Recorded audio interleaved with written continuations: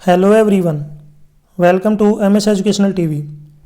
इस वीडियो में हम बाल्यावस्था तथा बालकों का विकास यानी कि childhood and development of children से रिलेटेड वेरी इंपॉर्टेंट जो क्वेश्चन उनको डिस्कस करेंगे। ये जो क्वेश्चन है बार बार एग्जाम में पूछे जाते हैं, इसलिए इस वीडियो को कंप्लीट देखें। फर्स्ट क्वेश्चन है, विकास का क्या अर्थ है? तो बालक में होने वाले कर्मिक परिवर्तनों के फलस्वरूप होने वाली प्रगति ही विकास है। यह प्रगति शारीरिक, मानसिक, सामाजिक आदि सभी क्षेत्रों से संबंधित है। विकास एक निरंतर चलने वाली प्रक्रिया जो सभी प्राणियों में गर्भधारण से लेकर मृत्यु तक चलती है, यानी कि बर्थ से लेकर डेथ तक जो है चलती रहती है। विकास की यह प्रक्रिया कभी तीव्र यानी कि जो है फास्ट तो कभी मंद यानी कि स्लो चलती रहती है। विकास के फलस्वरूप बालक में होने वाले कर्मिक परिवर्तन बालक को वातावरण के साथ समायोजन करना सिखाते हैं। नेक्स्ट क्वेश्चन है, सतत विकास का क्या अर्थ है? तो सतत विकास से अभिप्राय है विकास की ऐसी प्रक्रिया से है जिसमें बालक जो है पुराने ज्ञान और पुराने कौशलों में नवीन ज्ञान और नवीन कौशलों के जुड़ने से धीरे धीरे विकसित होता है। सतत विकास में कर्मिक अथवा धीरे धीरे तथा संचित परिवर्तन जीवन भर होते रहते हैं, जिसमें विकास की प्रारंभिक अवस्थाएं उन कौशलों और योग्यताओं को आधार प्रदान करती है जिनकी आवश्यकताएं जो है आगामी अवस्थाओं में होती हैं। सतत विकास में प्राय यह देखा जाता है कि संसार के सभी प्राणी कैसे एक चरण से दूसरे चरण में बढ़ते हैं। यानी सतत विकास का मतलब यही है कि जो बच्चे का जो पुराना ज्ञान है उसको जो है बढ़ जाता है और जो है उसको नया ज्ञान मिलता है, और उसके जो कौशल हैं वो भी जो है पुराने से नए की ओर जो है विकसित हो जाते हैं। नेक्स्ट क्वेश्चन है, सामाजिक सांस्कृतिक संदर्भ से आप क्या समझते हैं? तो सामाजिक एवं सांस्कृतिक संदर्भ से हमारा अभिप्राय किसी व्यक्ति की उन क्षमताओं व योग्यताओं से है जिनके माध्यम से वह अपने सामाजिक एवं सांस्कृतिक परिवेश में स्वयं को समायोजित करता है। व्यक्ति को अपने सामाजिक एवं सांस्कृतिक परिवेश में अपने जन्म के समय से ही जो कुछ प्राप्त होता है वह उसकी वृद्धि व विकास के सभी पक्षों को पूर्णतः प्रभावित करता है। ये जो है सामाजिक और सांस्कृतिक जो है इसका जो है तात्पर्य है, क्योंकि आपको पता होगा व्यक्ति को जो भी चीज़ें समाज वगैरह से सांस्कृतिक जो चीज़ें मिलती हैं उन्हीं से जो उसकी वृद्धि और जो विकास होता है। नेक्स्ट क्वेश्चन देखिए।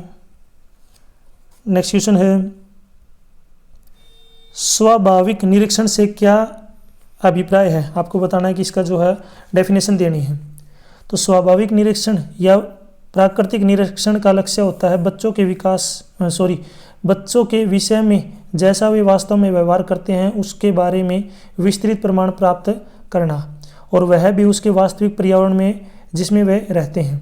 यानी कि इसका मतलब यही है कि उसका जो वास्तविक व्यवहार है, यानी कि कैसा उसका जो व्यवहार है जो रेगुलर होता रहता है, यानी कि हमेशा वो किस टाइप का जो बिहेवियर करता है उसी का जो निरीक्षण करना होता है, जिसको हम स्वाभाविक जो है बोलते हैं निरीक्षण, यानी कि उसका व्यवहार। स्वाभाविक निरीक्षण को क्षेत्र अध्ययन विधि या फिर जो क्रमबद्ध प्रक्षेपण का नाम भी दिया जाता है। जब स्वाभाविक परिस्थितियों में व्यवहार का अध्ययन किया जाता है तब ऐसे अवलोकन या निरीक्षण को स्वाभाविक निरीक्षण कहा जाता है। इस प्रकार का अवलोकन का प्रयोग सामान्यतः पशुओं के व्यवहार का अध्ययन करने के लिए किया जाता है। यानी कि जो व्यक्ति का सामान्य जो साधारण व्यवहार है उसी को हम जो है स्वाभाविक व्यवहार बोलते हैं, और उसी का निरीक्षण करना स्वाभाविक निरीक्षण कहलाता है। नेक्स्ट क्वेश्चन है, साक्षात्कार क्या है? जिसको हम इंटरव्यू बोलते हैं कि साक्षात्कार क्या होता है? तो साक्षात्कार बातचीत या सामान्य वार्तालाप करने का ही एक रूप है, किंतु इसमें एक अंतर वह होता है कि बातचीत या वार्तालाप बिना किसी उद्देश्य से भी किया जा सकता है, किंतु जब वार्तालाप के पीछे कोई सुनिश्चित उद्देश्य छिपा होता है तो उसे साक्षात्कार कहते हैं। यानी कि यदि किसी चीज़ के लिए या फिर कुछ ज्ञात करने के लिए, आपको पता होगा नौकरियों वगैरह में जो इंटरव्यू वगैरह लेते हैं तो बातचीत कोई जो है किसी लक्ष्य की प्राप्ति के लिए अगर हम करते हैं उस बातचीत को तो वो साक्षात्कार कहलाता है, यानी कि उसको हम बोलते हैं इंटरव्यू। यद्यपि पद्धति एकत्रीकरण हेतु निरीक्षण तथा प्रश्नावली विधियों का अधिकतर प्रयोग होता है, परंतु अनेक अवसरों पर निरीक्षण के साथ साथ साक्षात्कार द्वारा भी जो है पद्धति एकत्रित किए जाते हैं। बाल विकास में साक्षात्कार विधि का उपयोग तभी संभव है जब बच्चे जो समस्याओं को पूर्ण रूप से समझने व व्यक्त करने में सक्षम हो। तो आजकल पता होगा नौकरी वगैरह में जो करते हैं प्राइवेट वगैरह चाहे गवर्नमेंट हो, उसमें भी जो इंटरव्यू वगैरह लेने लगे हैं। पहले अकेला जो टेस्ट बेस पे जो सिलेक्शन होता था। नेक्स्ट क्वेश्चन है, बच्चों के बारे में परावर्तक पत्रिका किसे कहते हैं? तो बच्चों से संबंधित परावर्तक पत्रिका से अभिप्राय ऐसे नोटबुक अथवा कागज के टुकड़े से है जिनका प्रयोग बालक स्वयं के विचारों को लिखने के लिए करता है।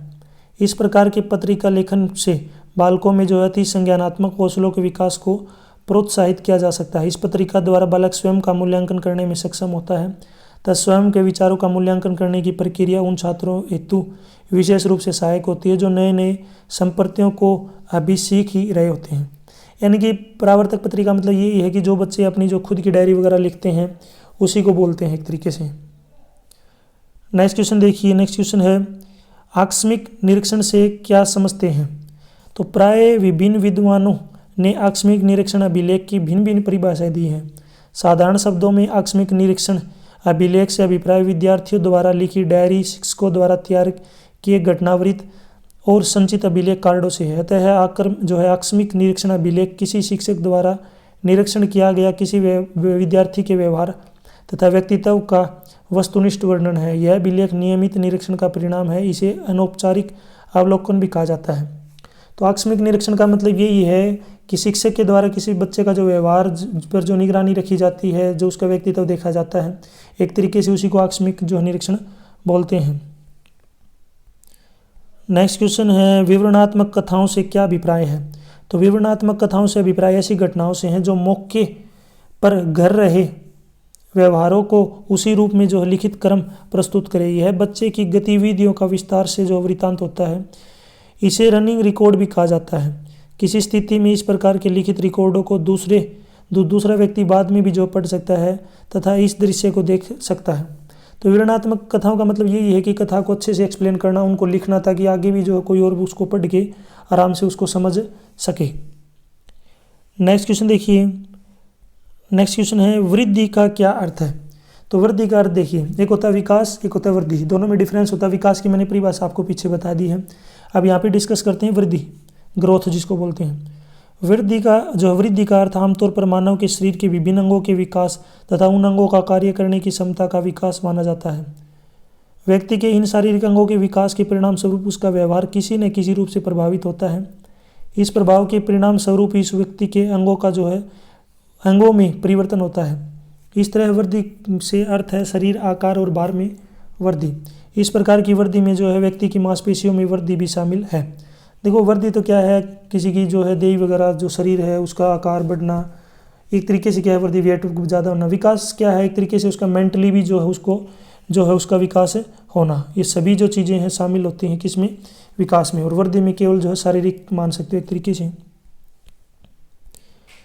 नेक्स्ट क्वेश्चन है यौन भूमिकाओं का क्या अर्थ है। तो यौन भूमिकाओं से अभिप्राय है सामाजिक तथा व्यवहारात्मक मानकों के ऐसे समूह से जिन्हें किसी विशिष्ट संस्कृति के संदर्भ में विशिष्ट यौन के लिए सामाजिक रूप से उपयुक्त माना जाता है और जो विभिन्न संस्कृतियों और विभिन्न समयों में भिन्नता दिखाते हैं। इस राय में भिन्नता है कि व्यवहार व्यक्तित्व में अवलोकित यौन अंतर सांस्कृतिक कारकों या सामाजिक कारकों की वजह से होते हैं अथवा जैविक और शारीरिक जो की वजह से। आमतौर पर यौन भूमिकाओं का संबंध उन विशेषताओं के समूह से होता है जो नर और मादा में अंतर करें, जो जैविक यौन को या जो यौन पहचान को दर्शाएं। यौन पहचान यौन या उसका अभाव है। एक व्यक्ति जैसे स्वयं की पहचान करता है, यह आवश्यक नहीं है कि वह जैविक यौन पर आधारित हो। यौन भूमिका मतलब यही है कि नॉर्मली हम किससे समझते हैं, मेल और फीमेल, यानी कि पुरुष और महिला, यानी कि नर और मादा एक तरीके से। तो उनकी जो भूमिकाएं हैं अलग अलग क्षेत्र में अलग अलग होती हैं। नेक्स्ट क्वेश्चन है रूढ़ि युक्तियाँ क्या होती हैं।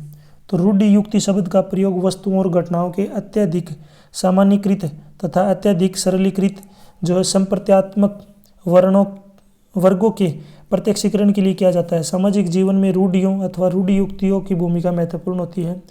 समाज मनोविज्ञान में इस शब्द का प्रयोग सर्वप्रथम जो है लिपमैन ने किया था। उनके अनुसार रूढ़ियों से तात्पर्य तो मन पर बने विचार और अभिव्यक्तियों के चित्रों से होता है। रूढ़ि युक्तियाँ ऐसे विचार और प्रवृत्तियाँ जो मस्तिष्क में चित्र जागृत कर देते हैं।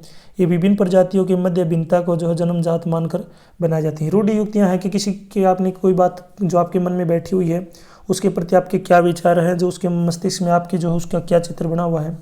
एक तरीके से आप जो इसको रूढ़ि युक्तियाँ मान सकते हैं। जो आपको पता होगा जो बातें हैं पुराने ज़माने में जो लोगों की जो धारणाएं थी वो आगे चलती आती हैं, तो वही चीज़ें जो आपको पता चलती हैं, तो एक तरीके से वो क्या हैं, रूढ़ियाँ हैं, रूढ़ि युक्तियाँ। नेक्स्ट है लगाव का क्या अर्थ है। आपको बताना है कि लगाव की जो है आपको डेफिनेशन देनी है कि किसको हम लगाव बोलते हैं। तो लगाव से अभिप्राय है संवेगात्मक संबंध। आपने लगाव का मतलब समझा होगा, जैसे छोटे बच्चे से लगाव होता है, किसी को जानवरों से लगाव होता है, किसी को कुत्ते से होता है, वही जो है सेम उसी का मतलब यही है कि लगाव क्या है। तो ये एक संवेगात्मक संबंध है, यानी कि इमोशनल अटैचमेंट होती है। ये लगाव के सिद्धांत के प्रतिपादन का श्रेय जो बाउलबी को जाता है। जो है बाउलबी एक ब्रिटिश मनोवैज्ञानिक थे। उनके अनुसार लगाव मानवों के बीच सदा रहने वाली मनोवैज्ञानिक संबद्धता है। जन्म के पश्चात बच्चों के मानसिक विकास पर बड़ों का या जो है बड़े बच्चों का अत्यधिक प्रभाव पड़ता है। परिवार के प्रौढ़ या बड़े सदस्य बच्चे के विकास में सहायक होते हैं। वे उनकी आवश्यकताओं को पूरा करने का हर संभव प्रयास करते हैं। वे बच्चों को सामाजिक अंतःक्रिया के अवसर भी प्रदान करते हैं। फलतः बच्चे एवं बड़ों में जो संवेगात्मक संबंध विकसित हो जाते हैं, इसी को लगाव कहते हैं। आपको पता होगा, बड़े जो व्यक्ति हैं, अगर आप उनकी बात मानते हैं, वो अगर आपकी बात मानते हैं, तो आपस में जो है लगाव हो जाता है। ठीक है, जिसको आप एक तरीके से फ्रेंड भी समझ सकते हो, और भी इमोशनल अटैचमेंट जो भी होती है उसको हम जो है लगाव समझते हैं। नेक्स्ट क्वेश्चन देखिए, व्यक्तित्व का क्या अर्थ? आपको बताना है कि व्यक्तित्व से क्या अभिप्राय है। तो हिंदी का जो है शब्द जो व्यक्तित्व है, वो अंग्रेजी के जो है शब्द पर्सनैलिटी शब्द का जो है समानार्थक है। पर्सनैलिटी शब्द लैटिन भाषा के जो है पर्सोना शब्द से बना है, जिसका अर्थ होता है मुखौटा या नकली चेहरा। प्राचीन काल में व्यक्तित्व शब्द से अभिप्राय व्यक्ति की बाहरी शारीरिक रचना, रंग, रूप, वेशभूषा आदि से था। वर्तमान में भी एक सामान्य या अशिक्षित व्यक्ति व्यक्तित्व को ऐसे ही जो अर्थ लगाते हैं, लेकिन मनोविज्ञान में ऐसी जो है साधारण विचारधाराओं को कोई स्थान नहीं दिया जाता है। मनोविज्ञान के अनुसार व्यक्तित्व को समझने अथवा व्यक्तित्व का निर्धारण करने के लिए अनेक कारक या पक्ष अपनी अपनी भूमिका अदा करते हैं। पहले लोग क्या मानते थे कि उसको देखने में कैसा लग रहा, अच्छा लग रहा है तो उसका व्यक्तित्व अच्छा था, लेकिन मनोविज्ञानों का मानना है यही है कि उसका इंटरनली जो है थिंकिंग, जो उसकी थॉट है वो किस टाइप की है, उसको हम व्यक्तित्व मानते हैं। एक तरीके से जो आपको सुना होगा वर्ड पर्सनैलिटी, जैसे स्मार्ट दिखता है तो वो क्या है, पर्सनैलिटी। अकेला दिखने से काम नहीं चलता, उसकी जो मेंटलिटी यानी कि दिमाग भी उसका जो अच्छा होना चाहिए, इंटेलिजेंट होना चाहिए। नेक्स्ट है, व्यक्तित्व को प्रभावित करने वाले कारक क्या हैं। तो पहला है जैविक या फिर वंशानुक्रम संबंधी कारक, शारीरिक बनावट, स्वास्थ्य, बौद्धिक योग्यताएं। दूसरा है वातावरण संबंधी कारक, जैसे परिवार, पड़ोस, मित्र मंडली, विद्यालय। नेक्स्ट है मनोवैज्ञानिक कारक, जैसे आदतें, अभिवृत्तियाँ, प्रेरणाएं, संवेगात्मक अवस्थाएं। तो बहुत सारे जो इसके कारण हैं। नेक्स्ट क्वेश्चन की तरफ चलते हैं। नेक्स्ट क्वेश्चन है, वैश्वीकरण से आपका क्या अभिप्राय है। वैश्वीकरण किसको बोलते हैं? तो आज विश्व में तेजी से परिवर्तन हो रहा है। ये परिवर्तन सामाजिक, आर्थिक, राजनीतिक, तकनीकी तथा शिक्षा आदि सभी क्षेत्रों में दिखाई देता है। वास्तव में वैश्वीकरण विश्व के सभी देशों में परस्पर अंतःक्रिया यानी कि इंटरेक्शन की प्रक्रिया है। यह अंतःक्रिया विचारों, सामाजिक मूल्यों, शिक्षा, अर्थव्यवस्था, राजनीति तथा तकनीकी आदि सभी क्षेत्रों में हो रही है। इसका कारण है कि सूचना तथा तकनीकी क्षेत्र में विकास। अगर इसको हम दूसरी जो है, एक जो वैज्ञानिक थे, मनोवैज्ञानिक, जो नाम था इनका नाइट, इन्होंने बताया है कि जो है वैश्वीकरण तकनीकी, वित्त, व्यापार, ज्ञान, मूल्यों तथा विचारों की सीमा पार तक बढ़ते प्रवाह के साथ संबंध रखती है। यानी कि एक तरीके से आप समझ सकते हो कि विदेशों में जो है आयात निर्यात, चाहे वो टेक्नोलॉजी का भी हो सकता है, पैसे का भी हो सकता है, एजुकेशन का भी हो सकता है, कोई भी जो है आयात निर्यात वगैरह आता है उसको वैश्वीकरण बोलते हैं। देखो वैश्वीकरण के लाभ भी हैं। क्या क्या लाभ हैं कि विश्व व्यापार की भावना का विकास है। नेक्स्ट है प्रतियोगिता की भावना का विकास, अंतर्राष्ट्रीय पर्यटन की बढ़ावा, रोजगार के अवसर, तकनीकी विकास, मुक्त व्यापार को बढ़ावा। ये सारे जो हैं इसके लाभ हैं। इसकी हानियों की बात करें तो महंगी शिक्षा, जो प्रतिभा पलायन यानी कि अपने जो इंटेलिजेंट लोग हैं वो विदेशों में पढ़ते हैं या फिर नौकरी करते हैं। संस्कृति पर भी जो इसका प्रभाव पड़ता है। हिंदी भाषा की जो उपेक्षा होती है, नेग्लिजिबल बोलते हैं इसको, नेग्लिजेंस। तो ये इसके जो है वैश्वीकरण के जो है नुकसान भी हैं। नेक्स्ट यदि हम क्वेश्चन की बात करें, नेक्स्ट क्वेश्चन है सामान्य बालक से आपका क्या अभिप्राय है। यानी कि सामान्य बालक किसको हम बोलते हैं। तो सामान्य शब्द की व्याख्या विभिन्न प्रकार से की जा सकती है, जैसे किसी माप, प्रतिमान या प्रतिरूप के अनुसार किसी वस्तु या मनुष्य के व्यवहार का होना सामान्य कहलाता है। उदाहरणार्थ एक व्यक्ति किसी समाज के नियमों के अनुसार कार्य करता है तो उसे सामाजिक रूप से सामान्य कहा जा सकता है। इसी प्रकार यदि कोई व्यक्ति अपनी संस्कृति के अनुसार कार्य करता है तो वह सांस्कृतिक रूप से सामान्य कहलाएगा। व्यक्ति के व्यवहार के अनुरूप ही उसे सामान्य या असामान्य की संज्ञा दी जा सकती है। किसी भी बालक की यह पहचान करने के लिए कि वह सामान्य या नहीं है, कुछ विशेषताओं पर विचार करना अति आवश्यक है। इन्हीं विशेषताओं के आधार पर हम सामान्य बालकों की पहचान कर सकते हैं। तो सामान्य बालक की यदि हमें पहचान करनी है तो बहुत सारी जो है इसकी विशेषताएं वगैरह, हमको विशेषताओं को जानना पड़ेगा। अगर वो नॉर्मल बिहेव वगैरह करता है तो उसको सामान्य बालक समझेंगे। नेक्स्ट क्वेश्चन है जो है अक्षमता से आपका क्या अभिप्राय है। तो अक्षमता को हम बोलते हैं डिसेबिलिटी। तो एक जो है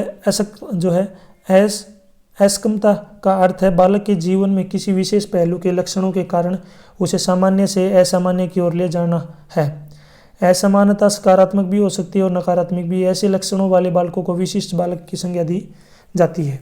देखिए इसका मतलब आप ये समझ के चलिए कि जो बालक की जो विशेष पहलू हैं जैसे लक्षण हैं उनको जो सामान्य से असामान्य की ओर ले जाना, इसी को हम जो एक तरीके से डिसेबिलिटी बोलते हैं।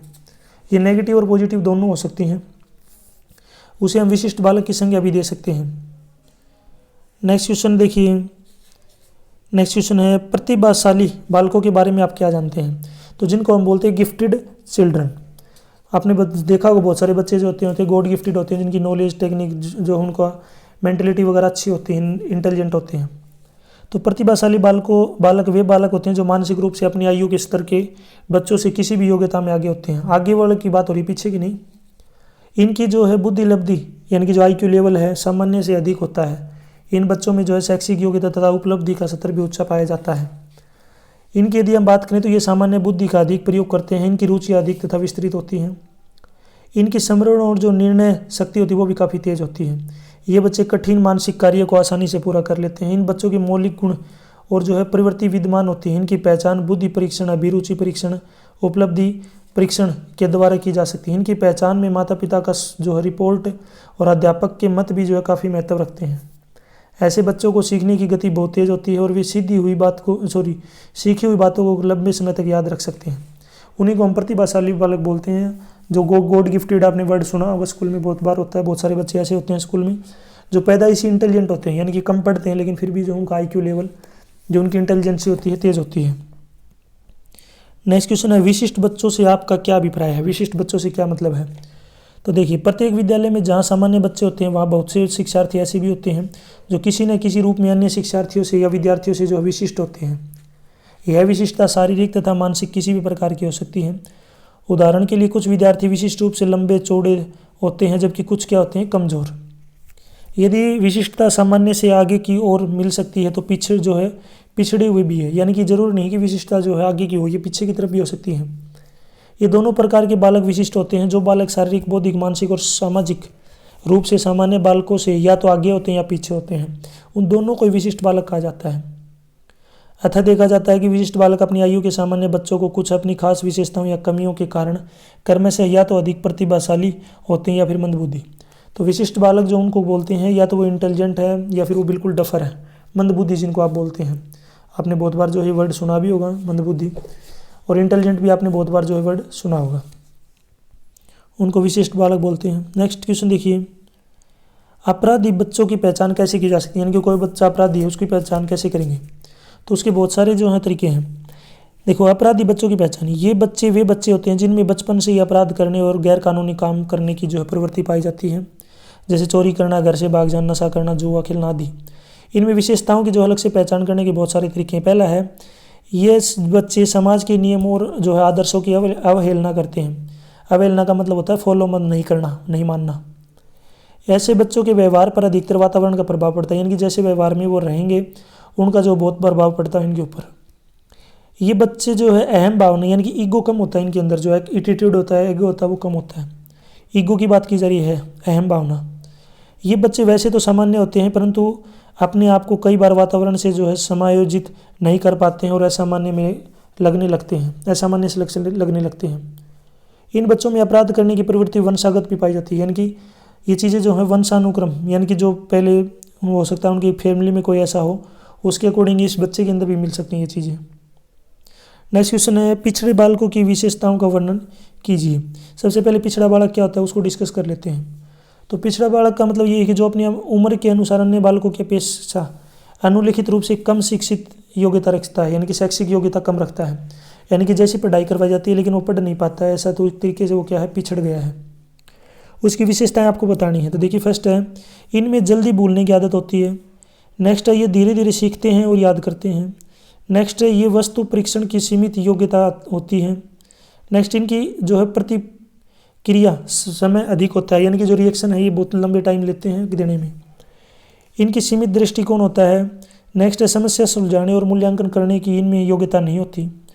नेक्स्ट है स्वयं निर्देशन की सीमित योग्यता होती है। नेक्स्ट है ये सिर्फ थोड़ी देर तक किसी एक वस्तु पर ध्यान रख सकते हैं। नेक्स्ट है शब्दों और मुहावरों से संबंध रखने की योग्यता नहीं होती। नेक्स्ट है सामान्य बालकों के समान प्रगति करने में अयोग्य होते हैं। और नेक्स्ट है कक्षा में इनकी शैक्षिक उपलब्धि सबसे कम होती है, यानी कि क्लास में जो है सबसे कमज़ोर इनको समझा जाता है। नेक्स्ट क्वेश्चन देखिए, अल्प जो है उपलब्धि बालकों से क्या, अल्प का मतलब होता है कम, तो जो है अल्प उपलब्धि बालकों से क्या अभिप्राय है। तो अल्प उपलब्धि बालकों से अभिप्राय ऐसे बालकों से होता है जो अपनी योग्यता, क्षमता तथा कार्य करने की शक्ति से या तो कम कार्य करते हैं या उनके सामने ऐसी परिस्थितियाँ उत्पन्न हो जाती हैं कि वे क्षमता अनुसार, योग्यता अनुसार तथा शक्ति अनुसार कार्य करना चाहते हुए भी नहीं कर पाते हैं। इसका अर्थ यह हुआ कि उनकी वास्तविक उपलब्धि उनकी जो है वांछित उपलब्धि से कम होती है। इसी को हम अल्प उपलब्धि कहते हैं। ऐसे बच्चों के माता पिता उन्हें डांटते फटकारते रहते हैं। अध्यापक भी कभी कभी उन्हें भला बुरा कहते हैं तथा कक्षा में सजा देकर उन्हें यह एहसास करवाते हैं कि वे अपने कार्य में सुस्त हैं। ऐसी स्थिति में बच्चों को उत्साह और काम के प्रति रुचि समाप्त हो जाती है। वे काम करने की प्रतियोगिता से अपने आप को वंचित रखते हैं और उनमें हीन भावना उत्पन्न हो जाती है तथा उनकी आत्मविश्वास समाप्त हो जाता है। ऐसे बच्चे असामाजिक व्यवहार करना शुरू कर देते हैं और न ही अपने सहपाठियों को जाने देते हैं। ऐसे बच्चे अपने स्कूल, अध्यापक तथा पढ़ाई की आलोचना करते रहते हैं, जिससे उनके जो है सहपाठियों पर भी इसका बुरा प्रभाव पड़ता है। अल्प उपलब्धि बच्चों का मतलब यही है कि वो पढ़ने में तो अच्छे हैं लेकिन वो किसी कारण से पढ़ नहीं पाते हैं। तो आपको नहीं पता होगा, बहुत सारे बच्चे ऐसे जो पढ़ नहीं पाते हैं, हो सकता है उनके दोस्त वगैरह उनको पढ़ने नहीं देते या और कोई भी फैमिली प्रॉब्लम हो सकती है। तो वो धीरे धीरे फिर उनके ऊपर डांट वगैरह पड़ती है, जो उनको पनिशमेंट वगैरह मिलती हैं, तो फिर उनके बारे मन में जो हीन भावना पैदा उत्पन्न हो जाती है। तो इसलिए बच्चों को जो है पिटाई वगैरह कम से कम जो सजा देनी चाहिए। नेक्स्ट क्वेश्चन है, शारीरिक रूप से अपंग बच्चों के बारे में आप क्या समझते हैं। शारीरिक का मतलब होता है शरीर से, बॉडी से। अपंग का मतलब उनका शरीर का कोई ऐसा अंग जो है उसमें प्रॉब्लम हो। शारीरिक रूप से अपंग बच्चे वे बच्चे होते हैं जो किसी भी प्रकार से शारीरिक क्रिया को पूर्ण रूप से करने में असमर्थ होते हैं, या तो अपाहिज या लूले लंगड़े होते हैं, अथवा जिनकी मांसपेशियां और हड्डियां दोषपूर्ण ढंग से विकसित होती हैं। ऐसे बालकों में कोई न कोई शारीरिक अंग संबंधी दोष होता है जो उसे साधारण क्रियाओं में भाग लेने से बाधा डालता है। यह दोष अधिक और कम दोनों प्रकार का हो सकता है। इसके अतिरिक्त ऐसे बालकों के बुद्धि स्तर में किसी प्रकार की कोई कमी नहीं होती। ये सामान्य बालकों की भांति कम बुद्धि से भी होते हैं और अधिक बुद्धि के भी, परंतु इन बालकों को शरीर के अंगों के दोष के कारण जीवन की विभिन्न परिस्थितियों के साथ समायोजन स्थापित करने में कठिनाई उठानी पड़ती है। इन बालकों को सामान्य बालकों के साथ शिक्षा दी जा सकती है, परंतु कक्षा में ऐसे बालकों का अन्य बालकों के मजाक व अपेक्षा का शिकार होना पड़ता है, जिनके कारण उनकी हीनता की भावना, चिंता और हताश जैसे मानसिक लक्षण उत्पन्न हो जाते हैं। देखो, शारीरिक रूप से अपंग बच्चे यही हैं कि जिनके हाथ पैर या कोई भी शरीर का ऐसा अंग जो नॉर्मल बच्चों से जो कम कार्य करते हैं। और आपको पता होगा ऐसे बच्चे परेशान तो होते ही हैं, क्लास में वगैरह जाते हैं तो क्लास के बच्चे उनका मजाक वगैरह उड़ाते हैं, तो इससे जो है वो डिमोरलाइज हो जाते हैं। उनकी मेंटलिटी जो है, उनका जो दिमाग, उनकी जो मानसिक है, उत्पीड़न का सामना उनको करना पड़ता है, जिसकी वजह से उनको जो है पढ़ाई से उनका जो है ध्यान हटने लगता है। तो ऐसा कार्य जो है बिल्कुल नहीं करना चाहिए। क्लास में अगर कोई करता है तो उसको समझाना चाहिए।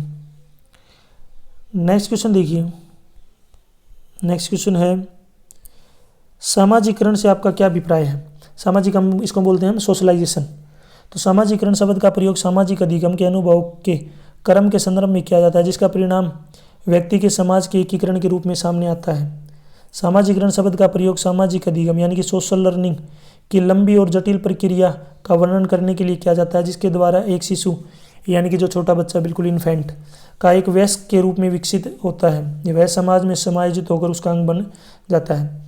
सामाजिकरण का मतलब ये है कि सोशलाइजेशन की स्टार्टिंग में जो बच्चा होता है वो अपना किस तरीके का समाज में जो व्यवहार वगैरह करता है, बहुत सारी चीज़ें जो वो समाज से सीखता है। बचपन से ही जो ये चीज़ उसको सीखने को मिलती हैं। नेक्स्ट क्वेश्चन देखिए। नेक्स्ट क्वेश्चन है, परवरिश से क्या अभिप्राय है। तो परवरिश का आपको बिल्कुल पता होगा, फिल्म वगैरह भी बहुत देखी होंगी। परवरिश का मतलब क्या होता है, बच्चे का पालन पोषण। जैसे व्यवहार में वो रहेगा वैसे ही उसका जो है आचरण हो जाएगा। परवरिश शब्द को विभिन्न संदर्भों में प्रयोग किया जाता है। मानव के संदर्भ में परवरिश बालक के जैविकीय माता पिता के द्वारा की जाती है। इस परवरिश में सरकार और समाज भी अहम योगदान देते हैं। परवरिश किसी बालक की जन्म से प्रौढ़ावस्था तक खड़ा करने तथा उसे शिक्षित करने की ऐसी प्रक्रिया है। यह सामान्यतः परिवार में माता पिता द्वारा दी जाती है। अतः परवरिश को हम दूसरे शब्दों में ऐसे भी परिभाषित कर सकते हैं कि प्राकृतिक माता पिता द्वारा बच्चे का ध्यान रखकर पालन पोषण और सुरक्षा करते हुए माता पिता की भूमिका निभाना परवरिश है। यानी कि बच्चे का जो लालन पोषण करना, उसको अच्छे से पढ़ाना, शिक्षा देना, ये सभी एक तरीके से क्या है, परवरिश का ही जो है हिस्सा है।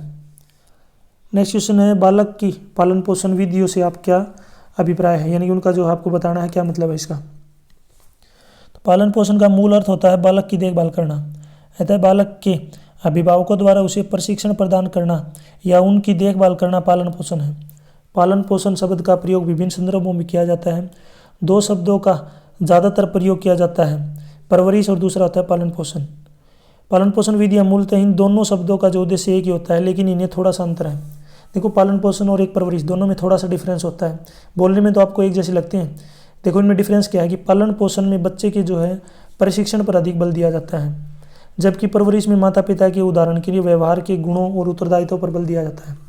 पालन पोषण में तो क्या किया जाता है, उसकी एजुकेशन वगैरह जो प्रशिक्षण है उस पर बल दिया जाता है, और परवरिश में उसका जो व्यवहार है, उसके गुण जो हैं, उत्तरदायित्व क्या है उसका, उसके ऊपर ज़्यादा बल दिया जाता है। नेक्स्ट क्वेश्चन देखिए, नेक्स्ट क्वेश्चन है, माता पिता पृथक्करण से आपका क्या जो है आपको बताना क्या मतलब होता है। पृथक्करण का मतलब होता है अलग अलग होना। आपको पता होगा फैमिली में जो है मम्मी पापा भी अलग हो जाते हैं। प्राय प्रत्येक जो है स्नेहमयी अभिभावक अपने बच्चों को लेकर चिंतित होते हैं, विशेषकर तब जब उनका स्कूल जाना आरंभ करता है। स्कूल जाना माता पिता को पीड़ा का जो अनुभव कराता है। उन्हें लगता है कि पता नहीं उनके बच्चे के साथ क्या घटित हो गया। इसके अतिरिक्त घर में बच्चों और अभिभावकों का जो लगाव दिन प्रतिदिन बढ़ता जाता है। तब लगाव होता है तो पृथक्करण भी होता है। देखो, पृथक्करण का मतलब माता पिता में भी जो है ये भी आप समझ सकते हो कि अलग हो जाना माता पिता का, और बच्चों के साथ भी अगर उसको स्कूल में भेजते हैं तो एक तरीके से बच्चा भी जो उनसे थोड़ा सा अलग हो गया, तो उनका जो लगाव भी होता है और जो पृथक्करण भी होता है। अतः बच्चों को उन देखभाल करने वालों से दूर होना जिसमें भी बहुत जो है अधिक जुड़े होते हैं या जिनके साथ उनका बहुत अधिक लगाव होता है, पृथक्करण कहलाता है। यह पृथक्करण सकारात्मक और नकारात्मक दोनों ही प्रकार का होता है। देखो, पृथक्करण का मतलब होता है अलग होना, जैसे मैंने बताया था कि माता पिता भी अलग हो जाते हैं। लेकिन यहाँ पे बात हो रही है कि जैसे बच्चे वगैरह हैं, बच्चे स्टार्टिंग से माता पिता के साथ रहते हैं, लेकिन जब उनको स्कूल में भेजा जाता है तो जो माता पिता हैं वो खुश भी हैं और दुखी भी हैं, क्योंकि स्टार्टिंग से साथ रहते हैं तो इसका मतलब उनका लगाव जुड़ा हुआ है, लेकिन उनको स्कूल में भेजना भी ज़रूरी है। तो इसलिए वो इस बात से जो है थोड़ा दूर करने से जो बच्चों को क्या है उदास हो जाते हैं। तो ये सकारात्मक और नकारात्मक दोनों हो सकता है अलग होना। नेक्स्ट क्वेश्चन है, यहाँ पे आपको बताना है क्रंच से क्या अभिप्राय है। आपको जो है क्रंच की डेफिनेशन देनी है कि क्रंच से क्या अभिप्राय है। तो क्रंच शब्द फ्रेंच भाषा का एक शब्द है जिसका अर्थ होता है day care, DAY day CRE day care, अर्थात दिन भर रखवाली करना। कामकाजी माताओं को काम करने के जाने से पहले उन्हें अपने बच्चों को ऐसी संस्था में छोड़कर जाना पड़ता है जहां उनकी उचित देखभाल हो सके। ऐसी संस्था को जो क्रैच का नाम दिया जाता है।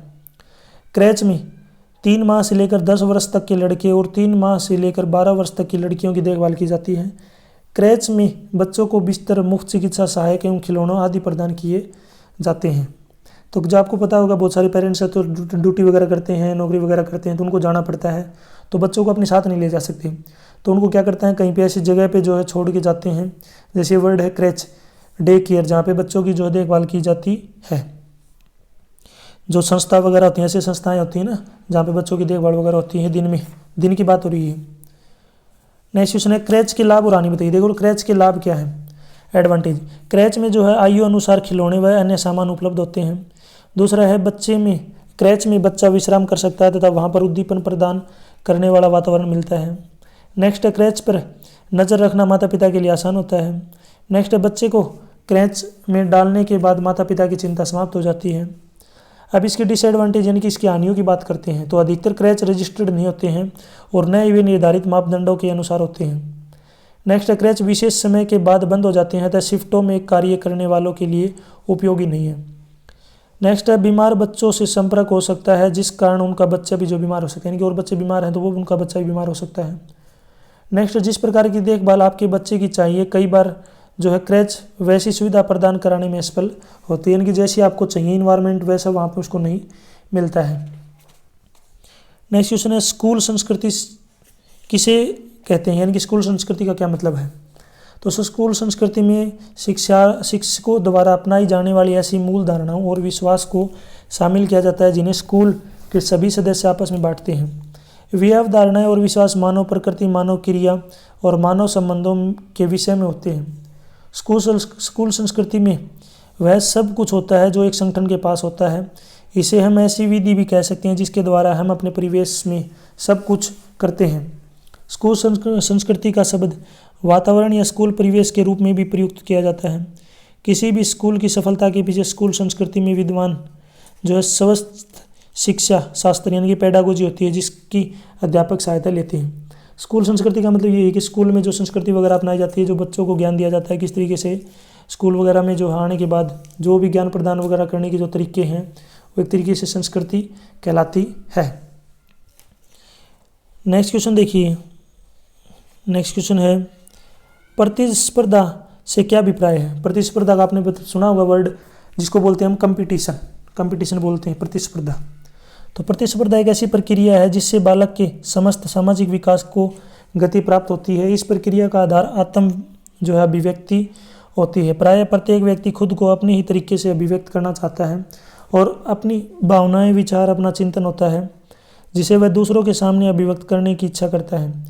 इसी अभिव्यक्ति की तुलनात्मक जांच को प्रतिस्पर्धा शब्द द्वारा प्रस्तुत किया जाता है।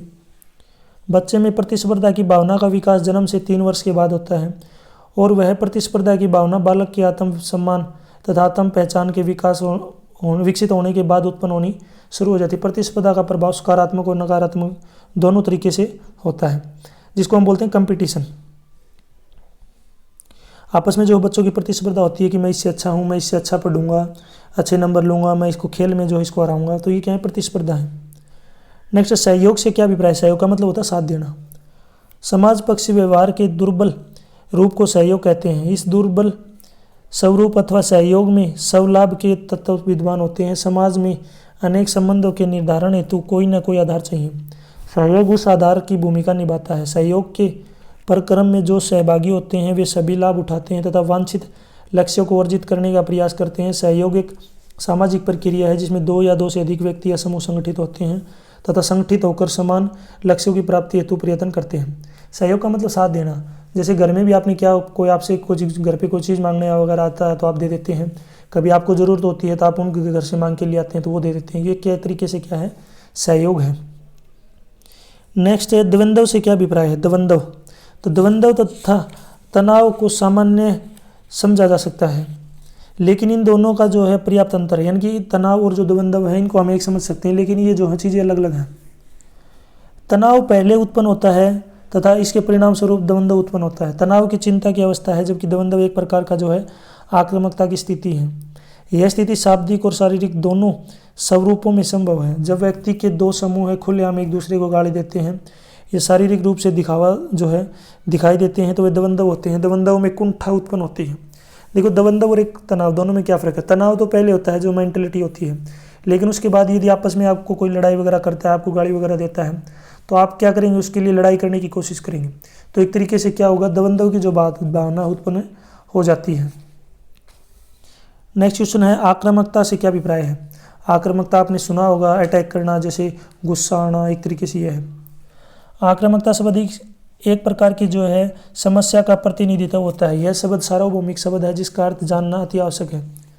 आर्नोल्ड बास के अनुसार आक्रामकता एक ऐसा व्यवहार है जो दूसरों को हानि या कष्ट पहुंचाता है। कुछ ऐसी परिभाषा जो है चैपलिन ने भी दी है कि आक्रामकता से अभिप्राय दूसरों के प्रति प्रहार करना या हानि पहुंचाना, अनादर करना, उपहास या फिर दुर्भावपूर्ण आरोप लगाना, सख्त दंड देना, ये सभी जो हैं आक्रामकता की जो निशानी है। अतः आक्रामकता एक ऐसा व्यवहार है जिसमें दूसरों को नुकसान पहुंचाया जाता है। यदि पीड़ित व्यक्ति अन्य व्यक्ति द्वारा पहुंचाए जाने वाले नुकसान से बचाना नहीं चाहता तो यह आक्रामकता नहीं कहलाती। यानी कि अगर किसी को नुकसान वगैरह नहीं होता है तो वो आक्रामकता नहीं है, लेकिन अगर आक्रामकता से जो है अगले को नुकसान वगैरह होती है, उसकी बेइज्जती होती है, हानि होती है, तो एक तरीके से वो क्या है, आक्रामक, यानी कि खुखार बोलते हैं जिसको। नेक्स्ट लो लास्ट, आखेदन या दबंगता क्या है ये आपको बतानी है। दबंग फिल्म आपने देखी होगी, फिल्म में जो है आपने देखा होगा उसमें किस तरीके से जो एक्टर है वो दबंग टाइप का जो रोल करता है, यानी कि निडर टाइप का जो डरता नहीं है, उसको हम आखेदन भी बोलते हैं। आखेदन यानी दबंगता एक ऐसी प्रक्रिया है जिसके द्वारा तंग करने का जो व्यवहार पर प्रदर्शित होता जाता है, लेकिन इस प्रक्रिया के मूल में आक्रामकता की भावना शामिल होती है। यानी कि एक दबंगता भी एक तरीके से क्या है, आक्रामकता से जो इसमें शामिल है। दबंगता की इस प्रक्रिया के तहत बड़े और शक्तिशाली बच्चे छोटे व कमज़ोर बच्चों का शारीरिक उत्पीड़न करने का प्रयास करते हैं। इस प्रकार का व्यवहार लड़कियों में कम पाया जाता है तथा लड़कों में अधिक। इस प्रकार का व्यवहार संतुलित समायोजन वाले बालकों में कम पाया जाता है और असंतुलित समायोजन वाले बालकों में अधिक। देखो, दबंगता एक तरीके से जो लड़कियां होती हैं इनमें कम होता है ये व्यवहार, लड़कों में ज़्यादा पाया जाता है कि आपस में एक दूसरे को जो रोब जमाना, परेशान करना, लड़ाई के लिए तैयार रहना। और आक्रामकता भी जो है, दबंगता वहाँ जहाँ पे होगी वहाँ पे जो आक्रामकता भी एक तरीके से आपको मिलेगी। तो यहाँ तक जो इंपॉर्टेंट क्वेश्चन की वीडियो कंप्लीट हो चुकी है। ये जो क्वेश्चन अब बार बार एग्जाम में पूछे जाते हैं, इसलिए मैं आपको बार बार बता रहा हूँ कि इनको क्वेश्चनों को एक बार अच्छे से समझें। फिर भी अगर आपको समझ में नहीं आए हैं तो एक बार ज़रूर देखें, क्योंकि बहुत ज़्यादा इंपॉर्टेंट क्वेश्चन है जो कि बार बार एग्जाम में पूछे जाते हैं, चाहे वो DED, BSTC, JBT, इन सभी में जो DED में भी जो है एग्जाम में पूछे जाते हैं। वीडियो को अपने दोस्तों के साथ भी जरूर शेयर करें। यदि आपको किसी और सब्जेक्ट की भी वीडियो देखनी है इसी टाइप की इंपॉर्टेंट क्वेश्चन की, तो आप मेरे यूट्यूब चैनल के ऊपर जाके देख सकते हैं। मुझे फेसबुक, इंस्टाग्राम और टेलीग्राम पे फॉलो करने के लिए आपको इसी वीडियो की डिस्क्रिप्शन में वेब जो है लिंक मिल जाएगा, वहाँ से आप मुझे डायरेक्ट फॉलो कर सकते हैं। और यदि आपको जो है प्रीवियस ईयर की question paper, exam notes, lesson plan, practical file की PDF वगैरह डाउनलोड करनी है तो उसके लिए भी जो है आपको इसी वीडियो की डिस्क्रिप्शन में एक वेबसाइट का लिंक दे रखा है, उस पर जाके जो है आप इन सभी की जो है PDF डाउनलोड कर सकते हैं। Thanks for